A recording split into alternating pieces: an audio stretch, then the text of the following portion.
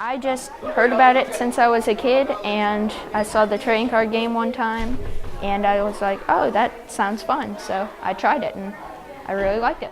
Usually I come to either the Dothan or the Ozark League every Saturday and practice, and a lot of times go to like city or state tournaments. The first thing to Pokemon is pretty much like of course you introduce where you're from if you go to a different state.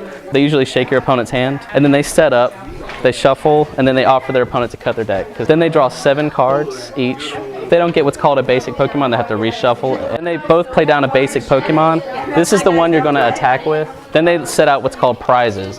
They each lay out 6 cards, and in order to win the game, they have to get all 6 of these. That's how you win the game. Or if you run out of cards, you lose. Or if you knock out whatever's out here and they have nothing left, you win the game.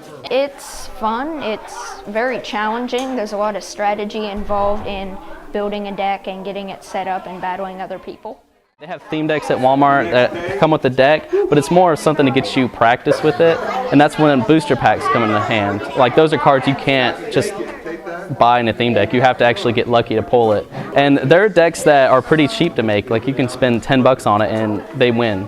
It just really depends on how skilled you are. And it involves a lot of strategy, thinking ahead of what your opponent's going to do, because right now they have over 493 different types of Pokemon, and they just introduced 160 new ones.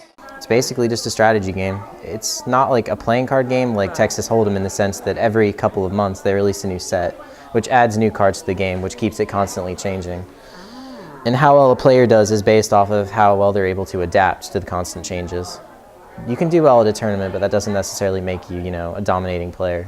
What is a measure of that is how well you can do in multiple tournaments. We have 3 different age groups. We have one for the little kids known as juniors, then we have seniors, which is more like middle school, and then masters. So they don't ever have someone my age playing a little kid.